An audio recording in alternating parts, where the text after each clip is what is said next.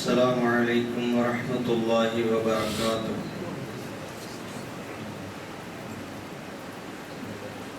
الحمد لله رب العالمين، والصلاة والسلام على أشرف المرسلين وعلى آله وصحبه أجمعين. رب اشرح لي صدري ويسر لي أمري واحلل عقدة من لساني يفقهوا قولي. أعوذ بالله من الشيطان الرجيم. بسم الله الرحمن الرحيم. وقضى ربك ألا تعبدوا إلا إياه وبالوالدين إحسانا إما يبلغن عندك الكبر أحدهما أو كلاهما فلا تقل لهما أف ولا تنهرهما وقل لهما قولا كريما. صدق الله العظيم. ബഹുമാന്യരായ സ്നേഹസമ്പന്നരായ സഹോദരന്മാരെ, സത്യവിശ്വാസികളെ, ജീവിതത്തിലുടനീളം അല്ലാഹു സുബ്ഹാനഹു വ തആലയുടെ വിധിവിലക്കുകളും അല്ലാഹു സുബ്ഹാനഹു വ തആലയുടെ അന്ത്യദൂതൻ മുഹമ്മദുർ റസൂലുള്ളാഹി സ്വല്ലല്ലാഹു അലൈഹി വസല്ലമിന്റെ തിരുചര്യകളും അനുധാവനം ചെയ്തുകൊണ്ട് ജീവിതത്തെ അർത്ഥപൂർണമാക്കി തീർക്കുവാൻ നിരന്തരമായ പരിശോധനയിലും ചിന്തയിലും പ്രവർത്തനത്തിലും ഏർപ്പെടണമെന്ന് എൻ്റെ സഹോദരങ്ങളോട് എന്നോടെന്ന പോലെ ആവശ്യപ്പെടുകയാണ്. കാര്യങ്ങൾ ശ്രദ്ധയോടെ കേൾക്കുകയും നല്ലത് മാത്രം ചിന്തിക്കുകയും ചിന്തിക്കുന്ന സന്മാർഗദർശികളായ സജ്ജനങ്ങളിൽ അല്ലാഹു നാം ഏവരെയും ഉൾപ്പെടുത്തി അനുഗ്രഹിക്കുമാറാകട്ടെ. സഹോദരന്മാരെ, അല്ലാഹു സുബ്ഹാനഹു വ തആല ഈ പ്രപഞ്ചത്തിൽ നമ്മളോട് ആവശ്യപ്പെടുന്ന ആദ്യത്തെ നിയമനിർദ്ദേശം ഉഅ്ബുദുല്ലാഹ്, നിങ്ങൾ അല്ലാഹുവിനെ സർവാത്മന കീഴ്പ്പെടണം എന്നാണ്. വഖളാ റബ്ബുക അല്ലാ തഅ്ബുദൂ ഇല്ലാ ഇയ്യാഹ്, നിന്റെ റബ്ബ് വിധിച്ചിരിക്കുന്നു, അവനല്ലാതെ മറ്റാർക്കും നീ കീഴ്പ്പെടരുത്, അവനെ അല്ലാതെ ആരാധിക്കരുത്, കീഴ്പ്പെടരുത്. ഇത് പറഞ്ഞുടനെ അല്ലാഹു സുബ്ഹാനഹു വ തആല നമ്മളോട് ആവശ്യപ്പെടുന്ന അവനോടുള്ള ബാധ്യതയെ അതിനോട് ചേർത്ത് പറഞ്ഞിരിക്കുന്ന ഒരു കാര്യം, മാതാപിതാക്കൾക്ക് നന്മ ചെയ്യണം എന്നാണ്.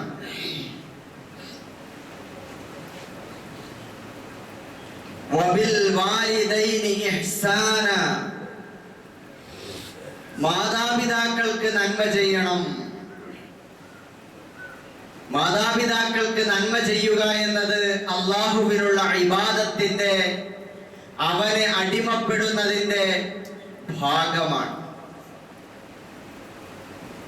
ആ അർത്ഥത്തിൽ പള്ളി വേറെ, വീട്ടിൽ നിൽക്കുന്ന മാതാപിതാക്കൾ വേറെ എന്ന അർത്ഥത്തിൽ പള്ളിയിലുള്ള നമസ്കാരവും ദിക്റും ദുആയും ഖുർആൻ പാരായണവും ഇഅ്തികാഫും ഇതെല്ലാം വളരെ പവിത്രമായി പുണ്യമായി കരുതുകയും, എന്നാൽ അതിനോട് ചേർത്ത് പറയപ്പെട്ട ഇബാദത്ത് മാതാപിതാക്കളോ എങ്ങനെ കാണണം, അവർക്ക് നന്മ ചെയ്യുക, തിന്മ ചെയ്യാതിരിക്കുക, ഉപദ്രവിക്കാതിരിക്കുക എന്നത് വളരെ പവിത്രമായ വീട് കേന്ദ്രീകരിച്ച് നടക്കേണ്ട ഇബാദത്താണ്. ആ അർത്ഥത്തിൽ പലരും പരിശുദ്ധമായ ദീനിന്റെ നമസ്കാരം പോലുള്ള ഇബാദത്തുകളിൽ കൃത്യനിഷ്ഠ പുലർത്തുന്നവരും മാതാപിതാക്കളോടുള്ള ബാധ്യതകളിൽ വളരെ വീഴ്ച വരുത്തുന്നത് നാം കണ്ടുകൊണ്ടിരിക്കുകയാണ്.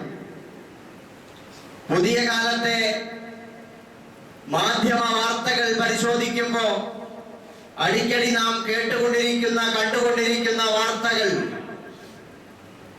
നമ്മെ വേദനിപ്പിക്കുന്നതാണ്. കഴിഞ്ഞ 2 ആഴ്ച മുമ്പാണ് താമരശ്ശേരിയിലെ പുതുപ്പാടിയിൽ ഒരു ഉമ്മ 53 വയസ്സ് മാത്രം പ്രായമുള്ള ഒരു ഉമ്മ 24 വയസ്സുള്ള ഒരു ആഷിഖിന്റെ വെട്ടേറ്റ് പിടഞ്ഞു വീണ് മരിച്ചത്. അയൽപക്കത്ത് നിന്ന് കൊടുവാള് കടം വാങ്ങിക്കൊണ്ടുവന്ന് മയക്കുമരുന്നിന്റെ ലഹരിയിൽ തന്റെ മാതാവിനെ തുരുതിരെ വെട്ടി നുറുക്കുകയാണ് ചെയ്തത്. ആ മാതാവാകട്ടെ തന്റെ മകളുടെ വീട്ടിൽ മസ്തിഷ്ക അർബുദം ക്യാൻസർ ബാധിച്ചിട്ട് ഓപ്പറേഷൻ കഴിഞ്ഞിട്ട് അനന്തരമുള്ള പരിചരണത്തിൽ കഴിയുന്ന സമയം 24 വയസ്സുള്ള ഒരു മോൻ ആ ഉമ്മയെ നിഷ്ഠൂരമായി വെട്ടി നുറുക്കുകയാണ്. എന്നിട്ട് അവൻ പറഞ്ഞ മറുപടി, എനിക്ക് ജന്മം നൽകിയ എന്റെ ഉമ്മയ്ക്കുള്ള ശിക്ഷയാണിത് എന്നാണ്. സഹോദരന്മാരെ, ഇത് ഒറ്റപ്പെട്ട സംഭവമല്ല. കഴിഞ്ഞ ദിവസം ഇന്നലെ മറ്റൊരു വാർത്ത ശ്രദ്ധയിൽപ്പെട്ടത് കോഴിക്കോട് തിക്കോടിയില് ഒരു മകൻ ഉമ്മയുടെ കഴുത്തിൽ വെട്ടിയ ചിത്രസഹിതം മാധ്യമങ്ങളിൽ നമുക്ക് കാണാൻ കഴിയുകയാണ്. ഇതുപോലെ ഇതിനു മുമ്പ് തിരുവനന്തപുരത്ത്, കാസർഗോഡ് മാതാവിനെ മകൻ മൺവെട്ടിയെടുത്തി തലക്കടിച്ചു കൊന്ന സംഭവം 2024 സെപ്റ്റംബറിലുണ്ടായതാണ്. തിരുവനന്തപുരത്ത് കഴിഞ്ഞ ജനുവരി 24-ന്, കഴിഞ്ഞ വർഷം ജനുവരിയിൽ ഒരു മാതാവിനെ മകൻ തീ കൊടുത്തു കൊന്ന വാർത്ത. മൂവാറ്റുപുഴയിൽ മറ്റൊരു മാതാവിനെ ഒരു മകൻ കഴുത്തിൽ മുണ്ടുമുറുക്കി കൊന്ന വാർത്ത. കായംകുളത്ത് കഞ്ചാവ് ലഹരിയിൽ അമ്മയെ മകൻ കഴുത്ത് ചരിച്ചു കൊന്ന വാർത്ത. ഇങ്ങനെ വാർത്തകൾ പരിശോധിക്കുമ്പോ മാതാവിനെ, പിതാവിനെ മദ്യലഹരിയിൽ, മയക്കുമരുന്നിന്റെ ലഹരിയിൽ വെട്ടിനുറുക്കിയ, കൊന്ന, കഴുത്ത് ചരിച്ചു കൊന്ന സംഭവങ്ങൾ, ക്രൂരമായി പീഡിപ്പിക്കുന്ന വാർത്തകൾ. എന്റെ നാട്ടിലും ഒരു വീട്ടിൽ ഒരു ഉമ്മ കഴിഞ്ഞ ആഴ്ച അഭയം തേടി ഫോൺ വിളിച്ചു. മോൻ മയക്കുമരുന്ന് ഉപയോഗിച്ചിട്ട് വീടിന്റെ ജനലും വാതിലും അടിച്ച് തകർത്തിട്ടിരിക്കുന്നു, കസേര അടിച്ചു പൊട്ടിച്ചിട്ടിരിക്കുന്നു, അടുത്തു പോയാൽ കയ്യിൽ കത്തിയുണ്ട്. ഗൾഫിൽ നിൽക്കുന്ന വാപ്പ വിളിച്ചു പറഞ്ഞു, അടുക്കണ്ട, നീ അടുത്ത വീട്ടിലേക്ക് പോവാൻ. സഹോദരങ്ങളെ, പോലീസിനോട് വിളിച്ചു പറയുമ്പോ എക്സൈസുകാർ പറയുന്നു, നിങ്ങളുടെ മോനല്ലേ, അവൻ ഒരുപാട് തന്ത്രമുള്ളവനാണ്, അവനെ കീഴടക്കാൻ കഴിയൂല, എന്ത് ചെയ്യാനാണ് ഞങ്ങൾ കൊണ്ടുവന്നിട്ട്. ഡി അഡിക്ഷൻ സെന്ററിൽ കിടന്ന മക്കൾ നമുക്കറിയാം, അവരവിടെ നിന്ന് ഇറങ്ങിയിട്ട് പൂർവോപരി ശക്തിയോടെ അവർ വീണ്ടും അവരുടെ തൊഴിലുമായി മുമ്പോട്ട് പോവുകയാണ്. ആരാണ് ഇതിനെയൊക്കെ ഒന്ന് പിടിച്ചു കെട്ടുക? ആരാണ് ഇതിനെയൊക്കെ ഒന്ന് നിയന്ത്രിക്കുക? ആരുടെ കയ്യിലാണ് ഓഫ് ബട്ടൺ ഉള്ളത്? സഹോദരങ്ങളെ, വളരെ അരാജകത്വം നിറഞ്ഞൊരവസ്ഥയിലേക്ക് നമ്മുടെ സമൂഹം പോവുകയാണ്. മാതാപിതാക്കൾ നെടുവീർപ്പും വിരാമങ്ങളുമായി കിടക്കുകയാണ് ബെഡ്റൂമിൽ. എപ്പോഴാണ് മോന്റെ ഇംഗിതത്തിന് വഴങ്ങാത്തതിന്റെ പേരിൽ വാതിൽ ചവിട്ടി തുറന്ന് വെട്ടിക്കൊള്ളുക എന്ന് പേടിച്ചിട്ട് രാത്രിയിൽ പേക്കിനാവുകൾ കണ്ടുറങ്ങുന്ന മാതാപിതാക്കളുടെ എണ്ണം വർദ്ധിച്ചു വന്നുകൊണ്ടിരിക്കുകയാണ്. സഹോദരങ്ങളെ, പരിശുദ്ധ ഖുർആൻ സൂചിപ്പിക്കുന്ന ഒരായത്ത് ഇവിടെ നമുക്ക് പ്രസ്താവ്യമാണ്. അല്ലാഹു തആല പറയുന്നുണ്ട്, യാ അയ്യുഹല്ലദീന ആമനു, ഹേ സത്യവിശ്വാസികളെ, ഇന്ന മിൻ അസ്വാജിക്കും ഔലാദിക്കും അദുവ്വൻ ലക്കും, തീർച്ചയായും നിങ്ങളുടെ മക്കളിലും ഇണകളിലും പെട്ട ചിലരൊക്കെ നിങ്ങൾക്ക് ശത്രുക്കളാണ്. ഫഹ്ദറൂഹും, നിങ്ങൾ അവരെ സൂക്ഷിച്ചു കൊള്ളണം. വഇൻ തഅഫു വതസ്ഫഹു വതഗ്ഫിറു ഫഇന്നല്ലാഹ ഗഫൂറുർ റഹീം. അവരോട് പ്രതികാര നടപടിക്ക് നിങ്ങൾ നിൽക്കരുത്.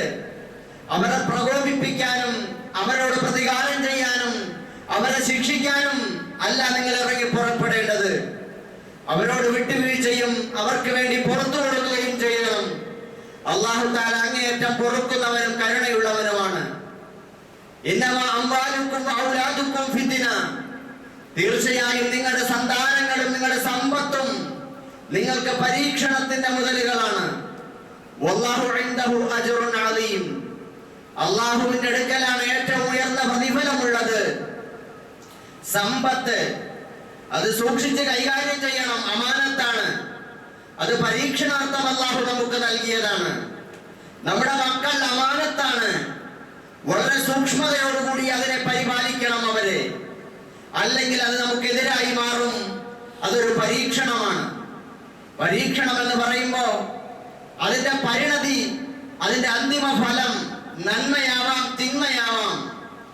നമ്മളെ മക്കളെ ഓമനിച്ച് വളർത്തുമ്പോ ആരോ പറഞ്ഞതുപോലെ തറയിൽ വെച്ചാൽ ഉറുമ്പരിക്കും, തലയിൽ വെച്ചാൽ പേനരിക്കും എന്ന് പറഞ്ഞതുപോലെ മക്കൾക്ക് സ്നേഹവും വാത്സല്യവും കൊടുത്ത് വേണ്ടതൊക്കെ ചോദിക്കുന്നതൊക്കെ വെച്ച് വിളമ്പി വാങ്ങിക്കൊടുത്ത് സന്തോഷിപ്പിച്ച് അവരെ ആഹ്ലാദം കണ്ട് നിറപുഞ്ചിരിയോടെ നമ്മൾ കൊണ്ടുപോകുമ്പോ ആ മക്കളെ എങ്ങനെ വളർത്തണം എന്നതിനെ പറ്റി നമ്മൾ ശ്രദ്ധിച്ച് വളർത്തിയില്ലെങ്കിൽ അതിന്റെ വിരുദ്ധമായ ഫലമായിരിക്കും ഉണ്ടായിത്തീരുക. അതുകൊണ്ട് തന്നെ അത് ഫിത്നയാണ്. സമ്പത്ത് നമുക്ക് ഫിത്നയാണ്. നന്മയും തിന്മയും ഫലമായി അനന്തര ഫലമായി വരുന്ന ഒരു പരീക്ഷണമാണ് അള്ളാഹുവിന്റെ. അതുകൊണ്ട് ആ അർത്ഥത്തിൽ നമുക്കതിനെ നോക്കിക്കാണാൻ കഴിയണം.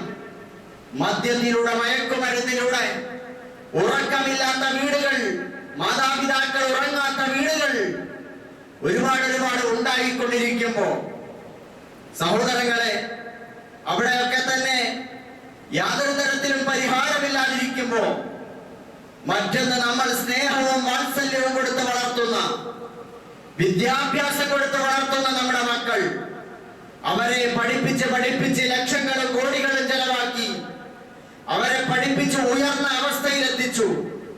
അവർ ഉയർന്ന ഉദ്യോഗവും ഉയർന്ന ശമ്പളവും വാങ്ങി സ്വദേശത്തും വിദേശത്തും ജീവിക്കുന്നവർ, അമേരിക്കയിലും ലണ്ടനിലും ജീവിക്കുന്നവർ, അവരൊക്കെ തന്നെ നമ്മുടെ മാതാപിതാക്കൾക്ക് പ്രത്യക്ഷത്തിൽ അത് ഒരു സന്തോഷ വാർത്തയാണെങ്കിലും പക്ഷേ അതിന്റെ അനന്തരഫലം എന്ന് പറയുന്നത് അവർ പരോക്ഷമായി അവർ പീഡനം അനുഭവിക്കുന്ന അവസ്ഥകളാണ് പലയിടത്തും കണ്ടുകൊണ്ടിരിക്കുന്നത്.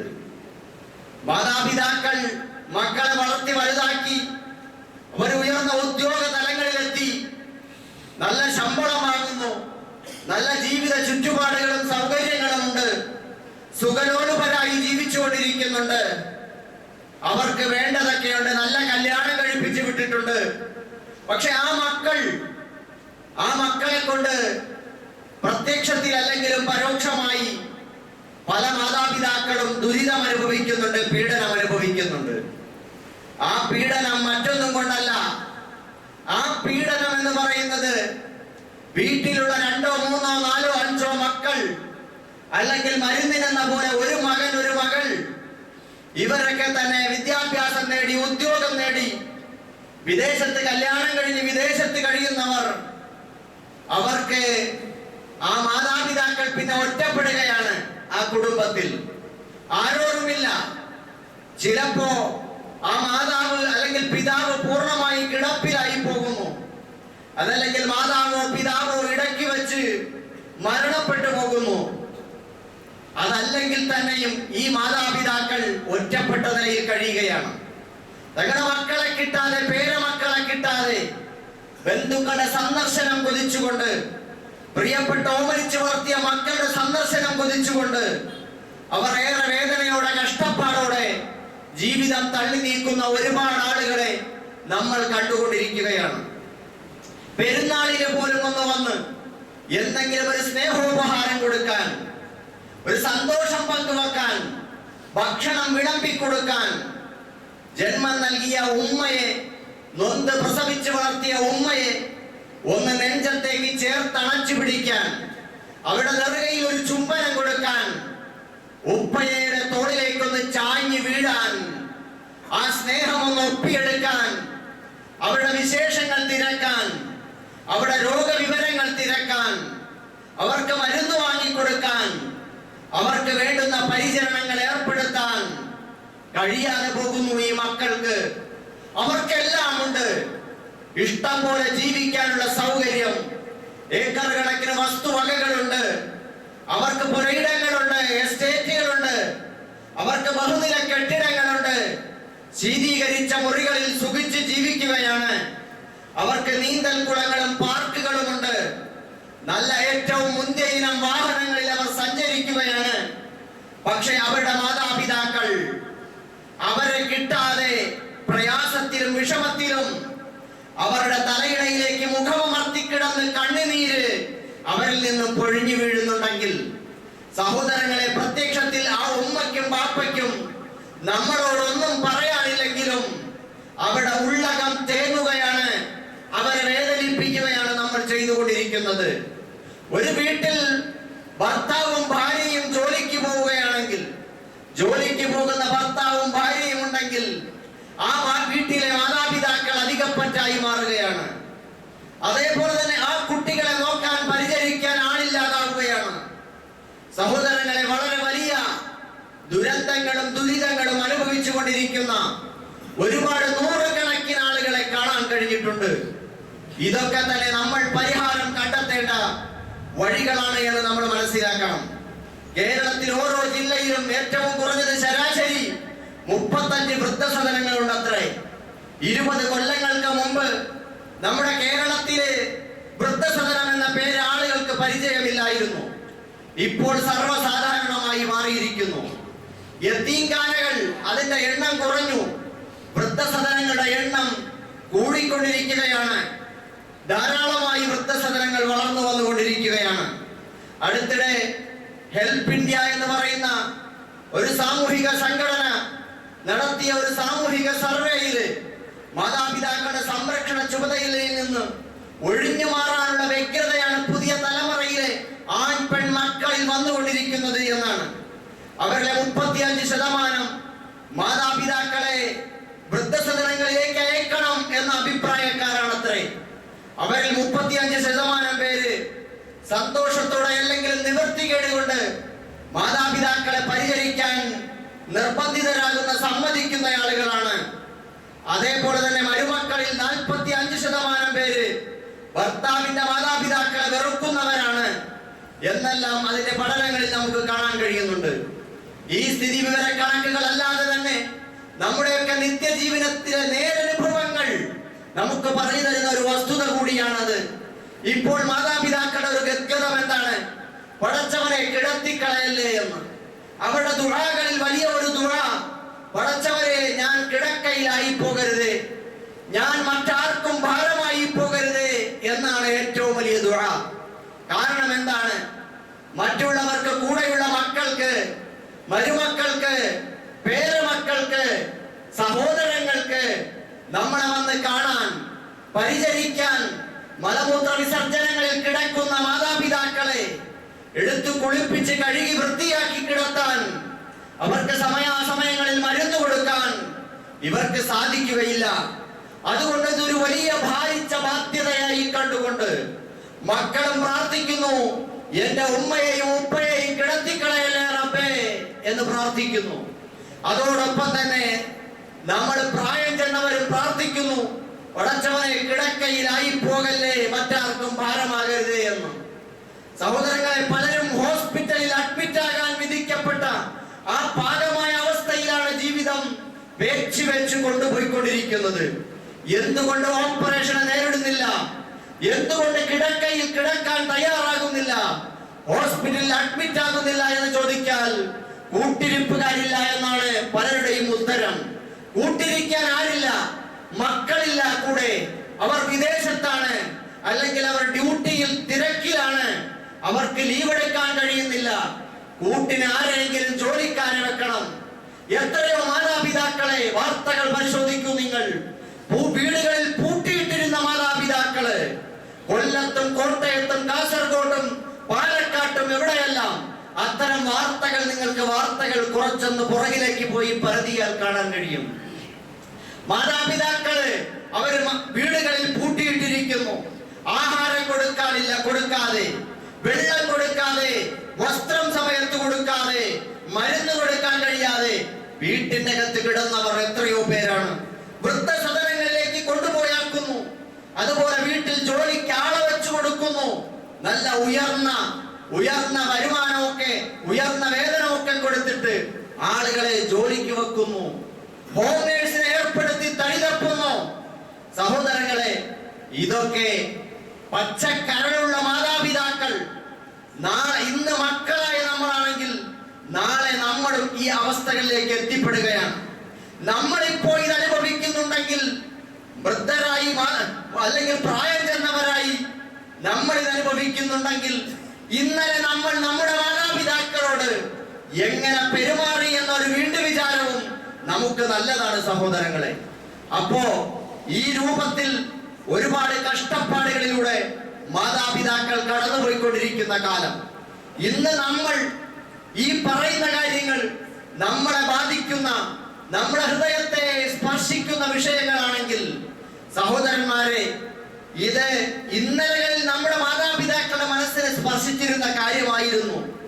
എന്നെ പരിചരിക്കാൻ, എന്നെ സംരക്ഷിക്കാൻ, എന്റെ ഒരു വാക്ക് കേൾക്കാൻ, എന്റെ കഥ കേൾക്കാൻ, എന്റെ ജീവിതത്തിലെ പഴയകാല അനുഭവങ്ങൾ ഒന്ന് ഓർത്തെടുത്ത് പറയുമ്പോ ഈ പിറുപിറുക്കുന്ന ഈ കിഴവൻ എന്ത് പറ്റി, വേറെ പണിയില്ല എന്ന് ചോദിച്ച് അവരെ ആട്ടിയകറ്റുന്ന സ്വഭാവങ്ങളാണ് നമുക്കുള്ളതെങ്കിൽ നമ്മളും ആലോചിക്കണം.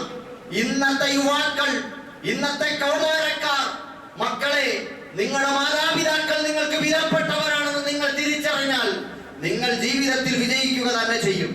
ഇന്ന് വല്ലാത്ത കഷ്ടപ്പാടിലൂടെയാണ് കടന്നുപോയിക്കൊണ്ടിരിക്കുന്നത്.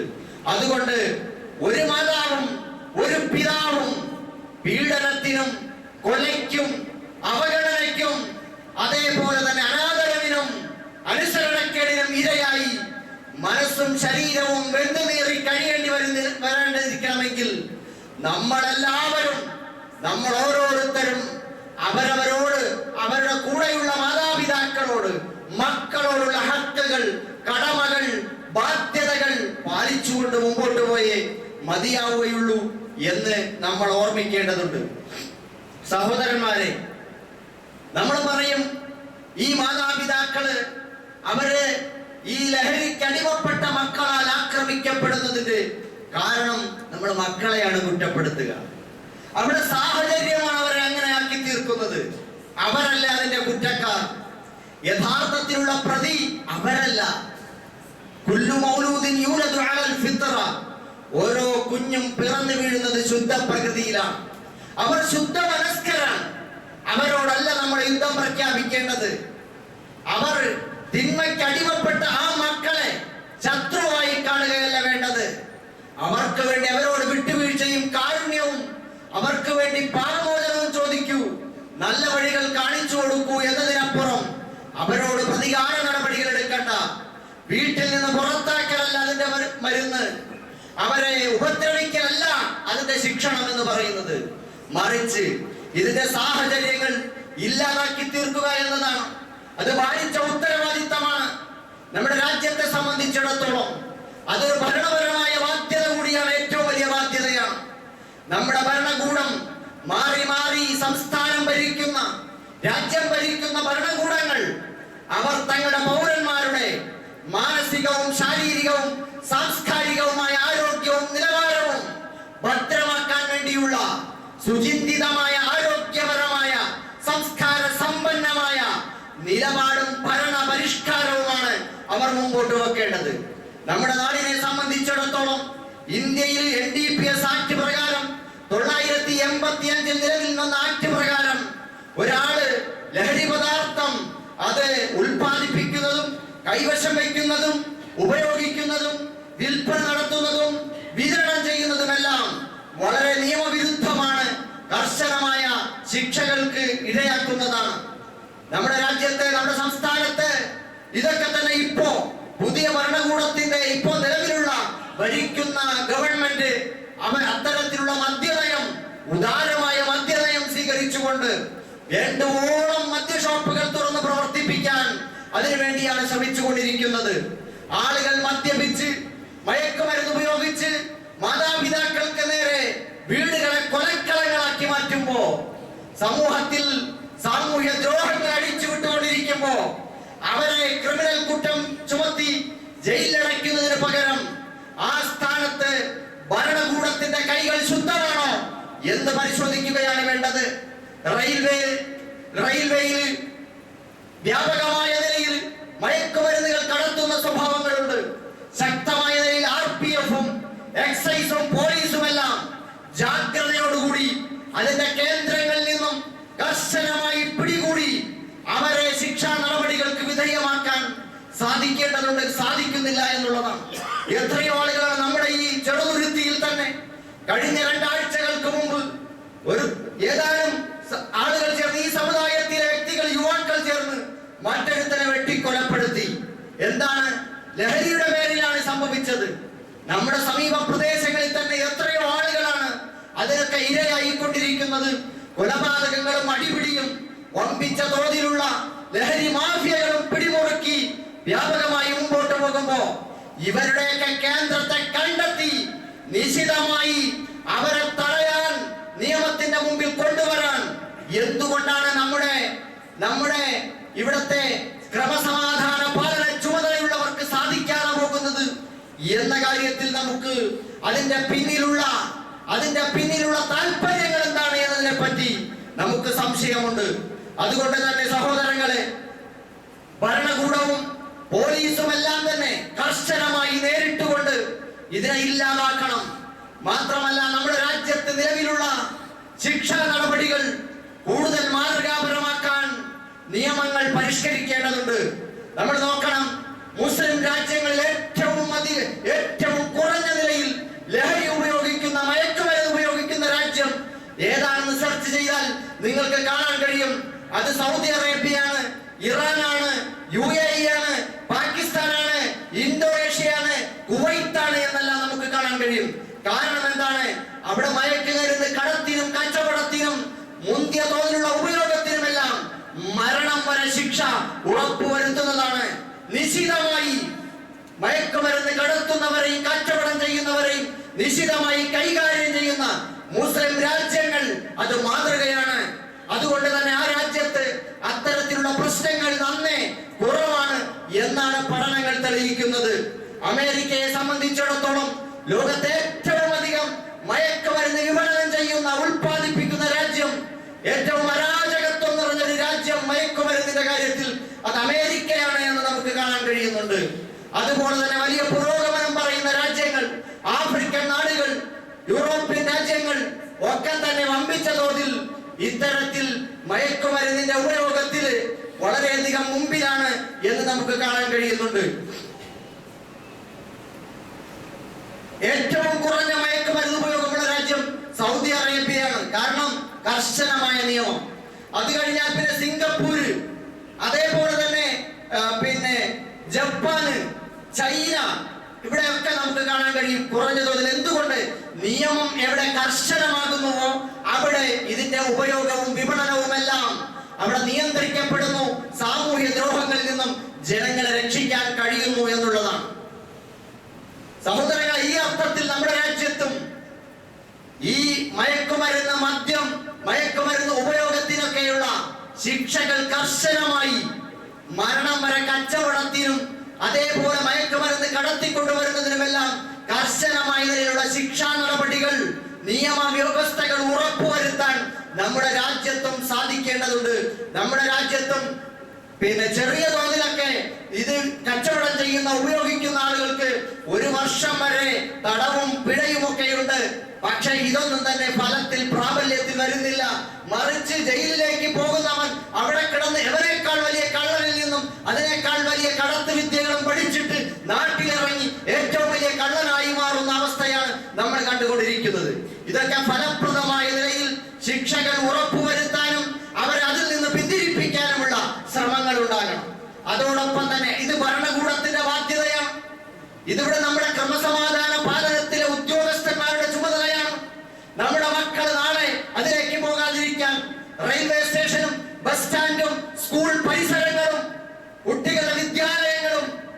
അതുപോലെ നടവഴികളും ഊടുവഴികളും കേന്ദ്രീകരിച്ച് കൃത്യമായ നിരീക്ഷണങ്ങൾ നടത്താൻ പോലീസ് സംവിധാനങ്ങൾ ഉണ്ടാകണം. അതുപോലെ തന്നെ CCTV നിരീക്ഷണ സംവിധാനങ്ങൾ ഉണ്ടാകണം.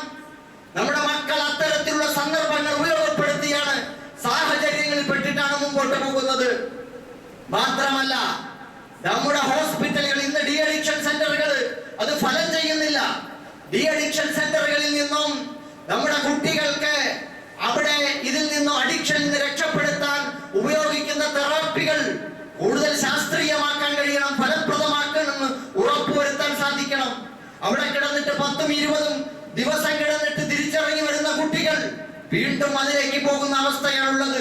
എനിക്കറിയാം, 20 ദിവസം ഡി അഡിക്ഷൻ സെന്ററിൽ കിടന്നവൻ അവന്റെ ഉമ്മ പോയി അവിടെ നിന്നും ഡിസ്ചാർജ് ആക്കി കൊണ്ടുവരുമ്പോ അവന്റെ നാട്ടിലെത്തുമ്പോ ഓട്ടോയിൽ ഇരുന്നിട്ട് ഉമ്മയുടെ മുതുകത്തടിച്ചിട്ട് ഉമ്മയുടെ പാട്ടിന് പൊക്കോ, ഞാൻ എന്റെ ജോലിക്ക് പോവുകയാണെന്ന് പറഞ്ഞ് അവൻ നേരെ കൂട്ടുകാർക്കൊപ്പം വീണ്ടും ഉപയോഗിക്കാൻ പോയ കഥകളുണ്ട്. സഹോദരങ്ങളെ, ഇതൊക്കെ ഫലപ്രദമാകണം.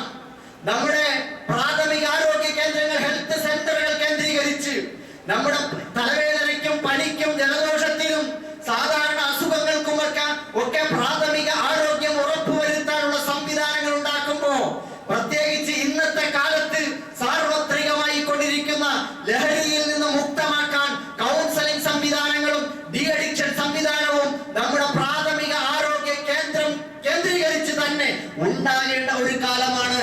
അത് ഉണ്ടാക്കി തീർക്കേണ്ടതുണ്ട്. നമ്മുടെ കുട്ടികളിൽ വ്യാപകമാകുമ്പോ 7ഉം 8ഉം ക്ലാസ്സിൽ പഠിക്കുന്ന ആൺകുട്ടികളും പെൺകുട്ടികളും ഐസ്ക്രീമിലും അതേപോലെ തന്നെ ജ്യൂസിലും മിഠായിയിലും ഒക്കെ ഇത് പരിചയപ്പെട്ട് അതിൽ അഡിക്റ്റായി മാറിക്കൊണ്ടിരിക്കുമ്പോ ആർക്കാണ് നിയന്ത്രിക്കാൻ പറ്റുക? ഈ കുട്ടികളെ രക്ഷപ്പെടുത്താൻ അതിന് ശാസ്ത്രീയമായ നിലയിൽ ആരോഗ്യ കേന്ദ്രങ്ങൾ സംവിധാനിക്കേണ്ടതുണ്ട്, ആരോഗ്യ കേന്ദ്രങ്ങളിൽ സംവിധാനം കാണേണ്ടതുണ്ട്. ഇത് നമ്മളെന്താ ജെൻഡർ ന്യൂട്രാലിറ്റിയുടെ പേരിൽ ആണിനെയും പെണ്ണിനെയും മാറ്റിയിട്ട് രണ്ടും കൂടി ചേർന്നത്, അല്ലെങ്കിൽ 3-4 ലിംഗക്കാർക്ക് സ്കൂളുകളിൽ ജെൻഡർ ക്ലബ്ബുകൾ ഉണ്ടാക്കാൻ വേണ്ടിയിട്ടുള്ള ഗവേഷണങ്ങളാണ് നടത്തിക്കൊണ്ടിരിക്കുന്നത്. നമ്മുടെ കുട്ടികൾക്ക് അവർക്ക് ജെൻഡർ ക്ലബ്ബുകൾ ഉണ്ടാക്കിയിട്ട് പ്രായപൂർത്തിയെത്തിയ കുട്ടികൾ ഞാൻ ആണാണോ പെണ്ണാണോ, ആണിനോടാണോ പെണ്ണിനോടാണോ കൂടുതൽ സാദൃശ്യം എന്ന് നോക്കിയിട്ട് അവരെ ജെൻഡർ വ്യത്യാസപ്പെടുത്താൻ വേണ്ടി ഓപ്പറേഷൻ നടത്താൻ വേണ്ടിയിട്ടുള്ള ശ്രമങ്ങൾക്കാണ് നമ്മുടെ രാജ്യത്തെ സർക്കാരുകൾ കൂട്ടിക്കൊടുത്തുകൊണ്ടിരിക്കുന്നത്. ഇവിടെ വലിയ ബിസിനസ്, പിങ്ക് പണം ഉണ്ടാക്കാനുള്ള ബിസിനസ്, വ്യവസായം ഉണ്ടാക്കാനുള്ള ശ്രമമാണ്, ടൂറിസം വ്യവസായം വർദ്ധിപ്പിക്കാനുള്ള ശ്രമമാണ് നടത്തിക്കൊണ്ടിരിക്കുന്നത്. നമ്മുടെ സാധാരണ മക്കൾ ഇതേപോലെ ലഹരിക്ക് അടിമപ്പെട്ട് നശിച്ചുകൊണ്ടിരിക്കുമ്പോ ഇത്തരം നവ ലിബറലിസ്റ്റ്, ഫെമിനിസ്റ്റ്, അതേപോലെ തന്നെ ഇത്തരത്തിലുള്ള ജെൻഡർ ന്യൂട്രാലിറ്റി പൊളിറ്റിക്സുകളെ നമ്മുടെ രാജ്യത്ത് അപകടം ഉണ്ടാക്കിക്കൊണ്ടിരിക്കുകയാണ്. ഗൗരവത്തോടെ ആലോചിക്കണം. ഇവിടെ ആരോഗ്യ സംവിധാനങ്ങൾ ഉണ്ടെങ്കിൽ, ഭരണകൂടമുണ്ടെങ്കിൽ നമ്മളൊക്കെ തന്നെ ഇതിനെപ്പറ്റി ആലോചിക്കേണ്ടതുണ്ട് സഹോദരങ്ങളെ. അതേപോലെ തന്നെ നമ്മുടെ സ്കൂളുകളില് ലഹരി പദാർത്ഥങ്ങൾ ഉപയോഗിക്കുമ്പോ സ്കൂളുകളിൽ ഇങ്ങനെ ജാതിയും മതവും ധാർമ്മികതയൊന്നും വേണ്ട, സംസ്കാരം വേണ്ട, മതം വേണ്ട, ധർമ്മശാസ്ത്രം വേണ്ട എന്നൊക്കെ പറഞ്ഞിട്ട് ഇങ്ങനെ എടുത്തു പിടിച്ചുള്ള ഒരു പോക്കാണ്. എങ്ങോട്ടാണ് ഈ സമൂഹം പോവുക? ഇവർക്കൊക്കെ തന്നെ ഏറ്റവും കുറഞ്ഞത് ശരാശരി മനുഷ്യനായി ജീവിക്കാൻ ആവശ്യമായ മോറൽ സയൻസ് അവർക്ക് കൊടുക്കണം. എല്ലാ മതക്കാർക്കും ഉൾക്കൊള്ളാൻ പറ്റുന്ന നിലയിലുള്ള ഒരു ധർമ്മശാസ്ത്രം അവരെ പഠിപ്പിക്കണം. അവർക്ക് ആരോഗ്യത്തിന് ഹാനികരമാകുന്ന മയക്കുമരുന്നും മദ്യവും അവരുടെ ബുദ്ധിയെ എങ്ങനെ ബാധിക്കുന്നു, ശരീരത്തെ എങ്ങനെ ബാധിക്കുന്നു, അവരുടെ സംസ്കാരത്തെ എങ്ങനെ ബാധിക്കുന്നു, സമൂഹത്തിലെ സോഷ്യൽ സ്റ്റാറ്റസിന് എന്ത് തകരാറാണ് ഉണ്ടാക്കുന്നത്, ഭാവി ജീവിതത്തെ എങ്ങനെ ബാധിക്കുന്നു എന്നതിനെ പറ്റി അവർക്ക് അവബോധം സ്കൂളുകളിൽ നിന്ന് തന്നെ കൊടുക്കാൻ സംവിധാനങ്ങൾ ഉണ്ടാകണം. ഇനി എല്ലാത്തിനും ഉപരി എല്ലാ ധർമ്മശാസ്ത്രത്തിന്റെയും കുത്തക ഏറ്റെടുത്തിരിക്കുന്ന നമ്മളുണ്ടല്ലോ മുസ്ലിം സമുദായം, മദ്രസകൾ ഭയങ്കരമായ നിലയിലുള്ള വിപ്ലവങ്ങളാണ് നടത്തിക്കൊണ്ടിരിക്കുന്നത്. ശരിയാണ്, ശരാശരി ബേസിക് ദീനിനെ കുറിച്ചിട്ടുള്ള പ്രാഥമികമായ അവബോധം കൊടുക്കുന്നതിൽ നമ്മൾ വിജയിക്കുന്നു, അതിൻ്റെതായ ഫലങ്ങൾ മക്കളിലുണ്ട്. പക്ഷേ ഈ നമ്മൾ ജീവിച്ചുകൊണ്ടിരിക്കുന്ന ഈ കാലഘട്ടത്തിന്റെ സാംസ്കാരികമായ ജീർണതകളെയും ആദർശപരമായ വെല്ലുവിളികളെയും അതിജീവിക്കാൻ പറ്റുന്ന നിലയിൽ നമ്മുടെ മക്കളെ ആദർശ സമ്പന്നരും സംസ്കാര സമ്പന്നരുമാക്കി മാറ്റാൻ പറ്റുന്ന നിലയിലുള്ള, അവരോട് ഈ ഡ്രഗ്സിനോട് നോ പറയാൻ പറ്റുന്ന നിലയിൽ പടച്ചവനെ ഓർക്കുന്ന, പരലോകത്തെ ഓർക്കുന്ന, ഇസ്ലാമിക മൂല്യങ്ങൾ ഉയർത്തിപ്പിടിക്കുന്ന ആദർശ വ്യക്തിത്വങ്ങൾ രൂപപ്പെടുത്താൻ നമ്മുടെ മദർസകൾ ഇനിയും വളരണം. എല്ലാ സർവകക്ഷി സംഘടനകളുണ്ട് ഇവിടെ, എല്ലാ മതസംഘടനകളും ആ വിഷയത്തിൽ ഇനിയും ഉയരാനുണ്ട്. ആരും തികഞ്ഞവരല്ല, എല്ലാവർക്കും പ്രശ്നമുണ്ട്. അതുകൊണ്ട് സഹോദരങ്ങളെ, നമ്മൾ ആ കാര്യങ്ങളിൽ കൂടുതൽ ജാഗ്രത പുലർത്തണം. എല്ലാത്തിലും ഉപരി നമ്മുടെ വീടകങ്ങളാണ് കുട്ടികളെ രൂപാന്തരപ്പെടുത്തുന്നതിലെ ഏറ്റവും പ്രധാനപ്പെട്ട പങ്ക് വഹിക്കുന്ന വിദ്യാലയങ്ങളെന്ന് നമ്മൾ മറന്നു പോകരുത്. മാതാപിതാക്കൾ എങ്ങനെയോ കുട്ടികളും അങ്ങനെ ആവൂ. മാതാപിതാക്കളാവണം. അവർക്ക് റബ്ബെന്നാൽ റബ്ബായിരിക്കണം. റബ്ബിലുള്ള വിശ്വാസം, അടിയുറച്ച വിശ്വാസം മക്കൾക്കുണ്ടാകണം. പരലോകത്തെ കുറിച്ചുള്ള നിതാന്തമായ ചിന്ത അവിടെ മനസ്സിന്റെ അകത്തുണ്ടാകണം. നമസ്കാരം പടച്ചവന്റെ മുമ്പിൽ കൈകെട്ടി നിന്നിട്ട് കണ്ണീരൊഴുക്കി നിന്ന് നമസ്കരിക്കുന്നതും കൈകളുയർത്തി പ്രാർത്ഥിക്കുന്നതും നമ്മുടെ മക്കൾ കണ്ടു വളരണം. സുജൂദിൽ കിടന്ന് പൊട്ടിക്കരയുന്നത് മക്കൾ കാണണം. പാവങ്ങളെ സഹായിക്കുന്നത്, പാവങ്ങളുടെ കണ്ണീരൊപ്പുന്നത്, ബന്ധുക്കളുടെ ബന്ധുത്വം ചേർത്ത് നിർത്തുന്നത്, ഇല്ലാത്തവന്റെ അത്താണിയായി മാറുന്നത് മക്കൾ കണ്ടു വളരണം. പറഞ്ഞു കേൾപ്പിക്കലല്ല, കൈപിടിച്ചിട്ട് ജീവിതത്തോടൊപ്പം കൂട്ടിവെക്കണം. അത് കാണിച്ചു കൊടുക്കണം. ആ മക്കൾ വഴിതെറ്റൂല. അവർക്ക് സ്നേഹം കൊടുക്കണം, പരിഗണന കൊടുക്കണം, അവർക്ക് അംഗീകാരം കൊടുക്കണം, അവർക്ക് എല്ലാവിധ സഹായവും ചെയ്തു കൊടുക്കണം, അവരുടെ കൂടെ നിൽക്കണം. പ്രായപൂർത്തിയെത്തിയ മക്കൾക്ക് അവരെ അടിക്കാനും ഉപദ്രവിക്കാനും ആക്രോശിക്കാനുമല്ല, കൂട്ടുകാരെ പോലെ കൂടെ നിന്ന് അവരെ വളർത്തിക്കൊണ്ടുവരാൻ ശ്രമിക്കണം. സഹോദരങ്ങളെ, ആ അർത്ഥത്തിൽ നമുക്ക് സമൂലമായ മാറ്റം വരുത്താൻ എല്ലാവർക്കും അതിന് ഉത്തരവാദിത്തമുണ്ട്. നമ്മൾ മാതാപിതാക്കളാണെങ്കിൽ നമുക്ക് സ്വസ്ഥതയുണ്ടാകണമെങ്കിൽ നമ്മൾ മക്കളെ നേരായ വഴിയിൽ വളർത്താൻ നമ്മൾ ആദ്യമേ നന്നാവണം. നമ്മുടെ സംവിധാനങ്ങൾ നന്നാകണം, നമ്മുടെ മോറൽ ഏജൻസികൾ നന്നാവണം, നമ്മുടെ ഭരണകൂടങ്ങൾ നന്നാകണം, നമ്മുടെ ക്രമസമാധാന ഭാഗത്ത് ഉത്തരവാദിത്ത ബോധം ഉയരണം. നമ്മളെല്ലാവരും ജാഗ്രതയോടെ ഒന്നായി മുമ്പോട്ട് പോയാലേ നമുക്ക് രക്ഷപ്പെടാൻ സാധിക്കുകയുള്ളൂ. അതിലുപരി നമ്മുടെ മക്കൾക്ക് ഉദ്യോഗം എന്ന് പറഞ്ഞ് ഇങ്ങനെ പണം വാരിക്കൂട്ടുക എന്നതിനപ്പുറം പച്ചക്കരളുള്ള മാതാപിതാക്കൾ സ്നേഹത്തിന് വേണ്ടി, പരിഗണനയ്ക്ക് വേണ്ടി, അണച്ചുകൂട്ടലിന് വേണ്ടി, നെറുകയിൽ ഒരു ചുംബനത്തിന് വേണ്ടി ദാഹാർത്തരായി കഴിയുമ്പോ ആ മാതാപിതാക്കളെ കൂട്ടിപ്പിടിക്കാൻ, അവരെ പരിചരിക്കാൻ, മാതാപിതാക്കൾക്കൊപ്പം നിൽക്കാൻ മക്കൾ തൽക്കാലം ജോലി ഒഴിവാക്കേണ്ടി വന്നാൽ അതിനും തയ്യാറാകണം. എന്റെ ഇന്ന് വളർന്നു വരുന്ന മക്കളെ കൊണ്ടുപോയി കിൻഡർ ഗാർട്ടനിലും മറ്റും കൊണ്ട് തള്ളി കണ്ട ആയമാര് കൈകാര്യം ചെയ്യുന്നതിന് പകരം എന്റെ മക്കളെ ഞാൻ നേരിട്ട് നോക്കണം. അവരെ കൈപിടിച്ച് അള്ളാഹുവിനെ, റസൂലിനെ, ആഖിറത്തിനെ, ദീനിനെ പരിചയപ്പെടുത്താൻ, നന്മയുടെ നുറുങ്ങു പാഠങ്ങൾ പകർന്നു കൊടുക്കാൻ നമുക്ക് കഴിഞ്ഞെങ്കിൽ മാത്രമേ നമ്മൾ രക്ഷപ്പെടുള്ളൂ സഹോദരങ്ങളെ. അതുകൊണ്ട് നമ്മൾ എല്ലാവരും ഉണർന്ന് പ്രവർത്തിക്കണം, ഉയർന്ന് ചിന്തിക്കണം എന്ന് ഞാൻ ആവശ്യപ്പെടുകയാണ്. ഇതൊരു വലിയ വിഷയമാണ്. ഇതിപ്പോ ഇവിടെ പറഞ്ഞാൽ തീരൂല. എങ്കിലും നമ്മൾ അല്ലാഹുവിനെ ഇബാദത്ത് ചെയ്യുന്നതിന്റെ ഒരു പ്രധാനപ്പെട്ട ഭാഗമാണ് മാതാപിതാക്കളെ അനുസരിക്കുക, അവർക്ക് നന്മ ചെയ്യുക, മക്കളെ പരിചരിക്കുക, കുടുംബത്തിന്റെ ഉത്തരവാദിത്തങ്ങൾ നിർവഹിക്കുക എന്ന് പറയുന്നത്. അല്ലാഹു നമ്മളെല്ലാവരെയും അനുഗ്രഹിക്കുമാറാകട്ടെ. ഒരൊറ്റ ഹദീസ് മാത്രം ഓർമ്മിപ്പിച്ചുകൊണ്ട് ഞാൻ അവസാനിപ്പിക്കുന്നു. നബി സല്ലല്ലാഹു അലൈഹി വസല്ലം പറഞ്ഞു, കുല്ലു ദുനൂബി യുഅഖിറുഹു അല്ലാഹു ഇലാ യൗമിൽ ഖിയാമ. എല്ലാ പാപങ്ങൾക്കുമുള്ള ശിക്ഷ അല്ലാഹു പരലോകത്തേക്ക് നീക്കി വെച്ചേക്കാണ്. ഇല്ലാ ഉഖൂഖൽ വാലിദൈൻ, മാതാപിതാക്കളോട് ദ്രോഹിക്കുന്ന പ്രവർത്തനം ഒഴിച്ച്. ഫഇന്നല്ലാഹ യുഅജ്ജിലുഹു ലിസാഹിബിഹി ഫിൽ ഹയാതി ഖബ്ലൽ മമാത്.